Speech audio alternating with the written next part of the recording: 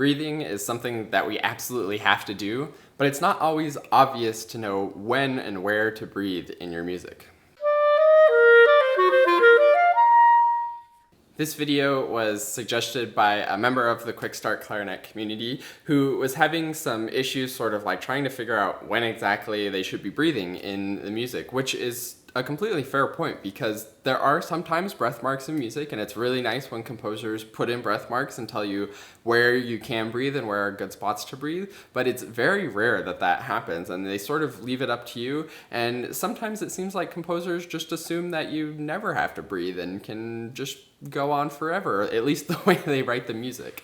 So today I'm going to sort of give a guideline overview of some general rules for when is best to breathe. I'm going to sort of do it in a hierarchy of when is best to when is the worst places and when to not breathe. But it is entirely up to you and something that you're sort of just going to have to figure out as you look at the music and learn the music. And you can even change it as you go through it, but it is a good idea to sort of figure out what you want to do with the breaths. Before we get into deciding where to breathe in music, I do want to give one little disclaimer about breathing in warm-up exercises. So when you're doing warm-ups, you'll find yourself doing a lot of long notes if you're doing long tones, a lot of repetitions if you're doing technique stuff, and you don't really need to worry so much about breathing in the warm-ups. If you're specifically doing like a specific long tone exercise with the goal of increasing your air endurance,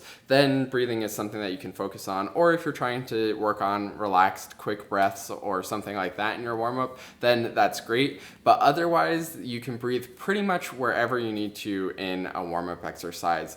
The one other little caveat I'll give to that is in long tones. The purpose of long tones are to play with a great sound and then get a good transition between notes. So you want to make sure that you aren't breathing between notes. So I always suggest in long tones, if you need to breathe, then breathe as much as you need to, but stop on the note that you're playing, take a breath, and then continue on that same note so that you can get the transition to the next note, rather than breathing in between the notes and having a breath as the transition and not actually getting to play the transition between the notes.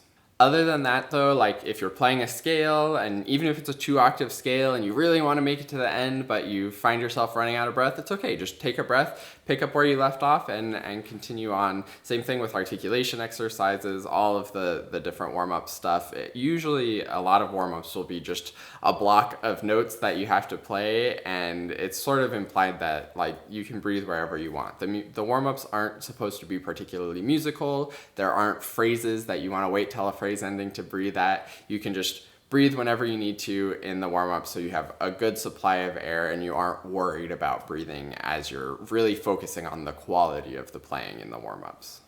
Now when we get to actually playing music, it changes a little bit, and we do have to be a little bit worried and have a plan for where we're going to breathe. And that's actually the first most important step for your breathing in music, is to make a plan. Have some spots that you know you're going to breathe. You can even put in some spots. I like to do like write in breath marks in my music, but put them in parentheses, as in like, this is a good place to breathe. It would be fine to take a breath here. I may not need it, but just in case I do need it, like that's an option.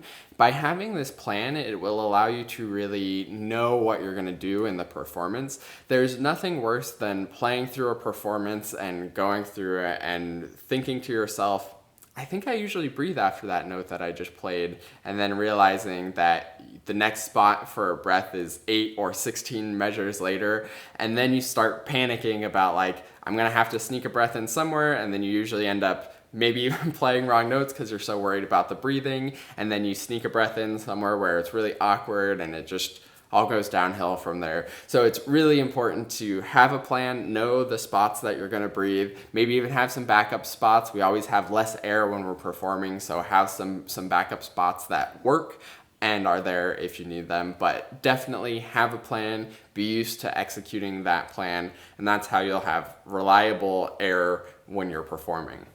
Now, in terms of actually making that plan, I want to give you a little bit of a hierarchy for when the best places to breathe are. Number one, the absolute best place to breathe is in rests. Obviously, you don't have to leave out any notes or change anything about it. You have the rest to breathe, so breathe when you need to in rests.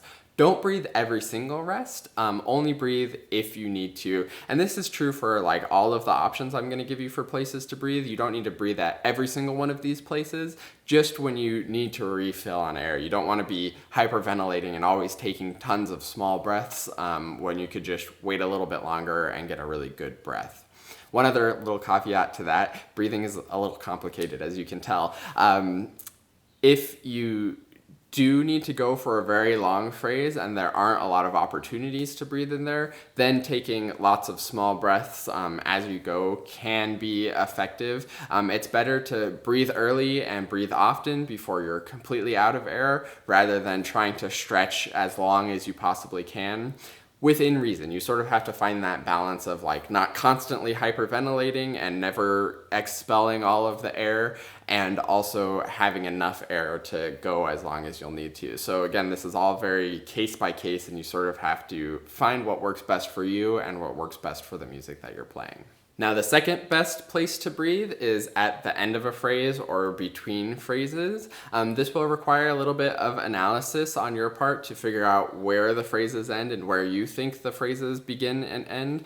Typically, it'll be 4 bars or 8 bars or maybe 16 bars. Some kind of combination of 2 bars at a time will be where to breathe. But again, that's not always the case, so you sort of have to analyze the music for yourself, find where those phrases end. But typically, phrase endings are a nice spot to take a breath because you finish something, breathe, and continue the next thing. That's the most musical way to breathe.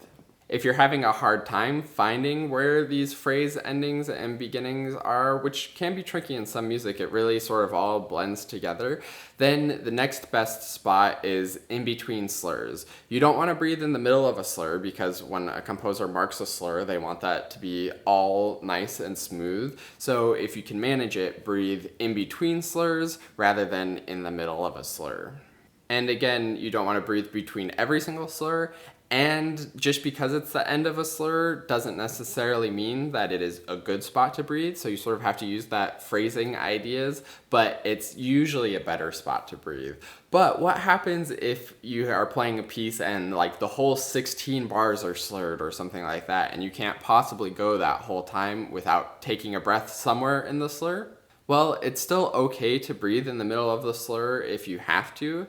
The next step in the hierarchy would be to breathe at the end of a long note. So even if it's a dotted quarter note in an eighth note passage, you can leave like maybe the last eighth note, or even less if possible, off the end of that dotted quarter note, and then pick it up right on the beginning of the next eighth note or something like that. Maybe you have a half note in the slurs, you can leave a little bit off the end of that half note and then move on to the next note. The really important thing about this kind of breathing, where you're taking some time off the end of a long note, is that you take the time off the end of the long note and then place the next note right where it should be. You don't want to play the full length of the long note, then add space, and then make that next note late. We want to make sure that that next note's on time. Nobody will really notice or be too bothered by like a note being not quite as long as it's supposed to be, leaving time for a breath, and then the next note being on time. But if you make that next note late, then you're going to be in trouble. So taking a little bit of time out of the long notes, if it's a really long slur and there's nowhere else to breathe, then that's a good option. And finally, if you're searching for a spot to breathe and none of the above options are available, there's no phrase ending in sight, there's no slur ending in sight, there's no rests, there's no long notes, it's maybe just a continuous running eighth note passage just flying by, or it's a lot of long notes that need to be really sustained and really connected. If there's like 8 whole notes in a row, it doesn't necessarily make sense to leave space off of one of those whole notes because it's probably supposed to be this really smooth connected passage.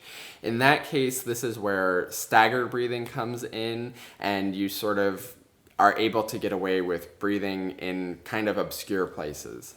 This is particularly true if this situation arises in ensemble music. If this happens in unaccompanied music, then you're going to need to be a little bit more creative with your solutions. Perhaps the composer intended it for circular breathing, as a lot of modern composers who write unaccompanied pieces in particular like to have performers who can circular breathe. I'm not great at circular breathing, so you can make it work without actually learning how to do that. But finding ways to make it musical in an unaccompanied piece is the best option. The nice thing about unaccompanied music is the time is up to you and you can be a little bit more free with that, so that gives you some more options. But in an ensemble piece, you can't be flexible with the time because you have to play with the people around you. So this is where that staggering idea comes in.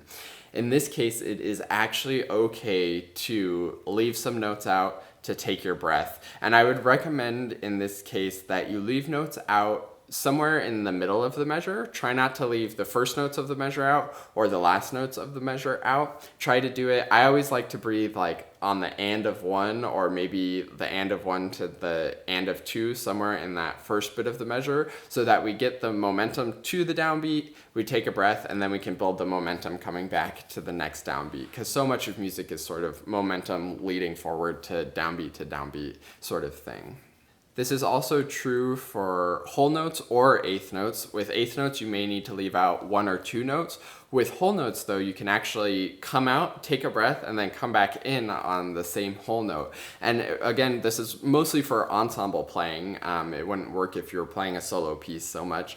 But with an ensemble piece, it's really a good ability to have to sort of fade out, take a breath, and then fade back in without it being noticeable at all. We don't want an abrupt ending where people can tell that you stopped playing, and we don't want an abrupt beginning where people can still tell that you've started playing again. If you do that in a whole note, then it'll actually sound like a different rhythm, like you did a quarter note rest and then a half note or something like that. So what you want to do is be really sneaky about it. Play the first count of the whole note, then do a somewhat gradual diminuendo, taper off, take your breath, and then fade back in, so nobody will even realize that you stopped and started again. It'll just be a really seamless one long note when you have multiple people playing the same long note. And then you just have to make sure that you stagger it so not everybody breathes at the same time. And that's why I like to do right after the downbeat. I find that most people don't take breaths right after the downbeat. They sort of do it later at the end of a measure, because that's what we're used to doing, is taking time off the end of a long note. But I like being able to go over the bar line. Now that I've given this tip, hopefully not everybody will breathe after beat one like I do, but it's just important to communicate and again have a plan with the people around you for when you're going to be taking those breaths. Now, a couple places where you definitely don't want to breathe, if possible, is just generically at bar lines. It's really common, especially beginners, they'll see like the bar line and think, okay, like that's a stop in the music, like I'll take a breath there, it'll be fine. But actually so much of the music is about having that momentum and leading to the downbeats. So if you have this momentum and then you stop and take a breath before the arrival, then it's really disappointing and sort of like breaks the flow of the music. So you don't want to breathe at bar lines unless it's the end of the phrase. A lot of times phrases will end at the end of a bar line, then you can take a breath and continue the next phrase because the momentum's ended in one phrase and then we're picking up the momentum in the next phrase. This idea of stopping the momentum also applies to the second place to never breathe, and that's at the end of a crescendo or the end of a diminuendo. If you think about it, you're crescendoing, you're leading somewhere, like it's getting louder and louder and louder, and then it's going to arrive. If you take a breath before that arrival, then it totally kills the momentum and doesn't make sense. Similarly with a diminuendo, diminuendos are a little bit less obvious, but it's the same exact thing where you're getting softer and softer and softer, and then you land at your softest level. But if you stop and take a breath, then it sounds like you're ending and then starting something new. But a crescendo and a diminuendo will rarely lead to the end of something, have a stop, and then a new phrase starts. The crescendo always leads to its arrival, and that's where you're going, and that's the goal of it. So we don't want to breathe at before that arrival. We want to arrive And then maybe a good spot to breathe is after that arrival, and then you can continue with the next thing. But you want to make sure that you're not breathing before the crescendo arrives or before the diminuendo arrives. So that is all of my tips for planning out your breathing and working on that. Just to give a little bit of a recap, in warm-ups, you don't need to worry so much about breathing. Just take good breaths whenever you need them. You're not playing music, so it doesn't have to be musical. In your music, though, do make sure that you have a plan for where you want to breathe. Rests are the first best spot. Ends of phrases are the next best. Ends of slurs are next. Ends of long notes are next, and then staggered breathing as needed if as sort of a last resort. And make sure no matter what, you're not just generically breathing at bar lines, and that you don't interrupt the arrival of a crescendo or a diminuendo by breathing at the end of it before it arrives. I hope you found that helpful. I always love making videos that you guys recommend, so definitely leave a comment with any clarinet or music questions that you may have, and then subscribe to the channel, hit that bell icon so you can get notified when I make the videos answering the questions that you comment with. Thank you so much for watching this video, and I look forward to seeing you in another video.